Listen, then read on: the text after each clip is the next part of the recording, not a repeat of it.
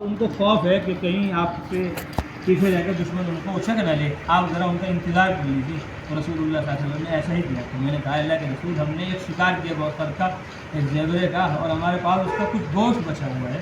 تو آپ صلی اللہ علیہ وسلم نے صحابہ سے فرمایا کل تم کھا لو، سب نے اس کو کھایا۔ وہ محرمون، اور وہ سب کے سب احرام کی حالت میں تھے، تو اس نے شکار کر کے احرام گوشت ان کو کھلا دیا، آپ نے بھی اس کی اجازت دی۔ ایک باب اور امام بخاری نے قائم کیا، فرمایا کہ جو احرام والا آدمی ہے وہ احرام جس پر نہیں بنا ہوا اس کی مدد نہ کرے شکار کی مارنے میں۔ اگر وہ شکار کر رہا ہے تو احرام باندھنے والے اس کی کسی بھی طرح مدد نہ کریں۔ اگر کسی بھی طرح اس کی مدد کریں گے تو گویا وہ بھی شکار کرنے والے ہو گئے، اور شکار کرنا جائز نہیں ہے ان کے لیے احرام کی حالت میں، تو ایسا کرنا درست نہیں۔ چنانچہ فرماتے ہیں، وہ قتادہ ہی کی روایت ہے کہ ہم آپ صلی اللہ علیہ وسلم کے ساتھ قاہا مقام میں تھے، مدینہ سے 3 میل دور۔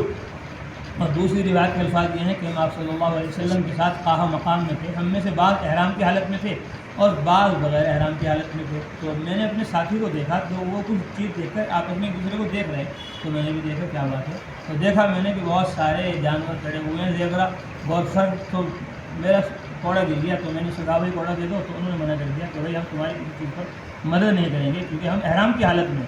تو میں نے اس کو اٹھایا اور اچھی طرح اس کو مضبوط پکڑا، پھر میں اپنے گھوڑے کو سوار کر اپنے گھوڑے پہ سوار ہو کر چلا، اور ایک ٹیلے کے پیچھے بیٹھ کر میں نے اس پر حملہ کیا، تو میں نے اس کو زخمی کر دیا۔ پھر میں اس کو اپنے ساتھی کے پاس لے کر آیا، تو بعض ساتھیوں نے کہا بھائی کھا لو، اور بعض نے کہا بھائی بس کھاؤ کیونکہ احرام کی حالت میں ہے۔ تو پھر میں اس کا گوشت کچھ بچا ہوا لے کر آیا صلی اللہ علیہ وسلم کے پاس، آپ ہمارے سامنے ہی تھے۔ تو میں نے آپ صلی اللہ علیہ وسلم سے پوچھا کیا ہے مسئلہ؟ آپ نے فرمایا کلو، کھاؤ، حلال، ان کو حلال ہے، کھانا اس کا جائز ہے۔ دوسری روایت کے الفاظ یہ ہیں، دوسرا باب امام بخاری نے قائم کیا کہ احرام والا شکار کی طرف اشارہ نہ کرے کہ حلال آدمی اس کا شکار کر لے، نہ تو خود شکار کرے، نہ اشارہ کرے، نہ بتائے، کچھ نہ کرے۔ چنانچہ روایت کے الفاظ ہیں، وہی روایت ہے۔ ابو قتادہ فرماتے ہیں کہ رسول اللہ صلی اللہ علیہ وسلم نکلے حج کے لیے، یہاں حج سے مراد عمرہ اصغر ہے، یہ حدیبیہ کا سال ہے۔ فخرجوا معہ، تو صحابہ بھی آپ کے ساتھ نکلے، تو آپ نے ایک جماعت کو ان میں سے بھیج دیا، اور ایک ان میں ابو قتادہ بھی تھے، انہوں نے فرمایا آپ صلی اللہ علیہ وسلم نے کہا تم لوگ سمندری کنارے سے جاؤ، یہاں تک کہ ہم وہاں مل لیں گے تھوڑا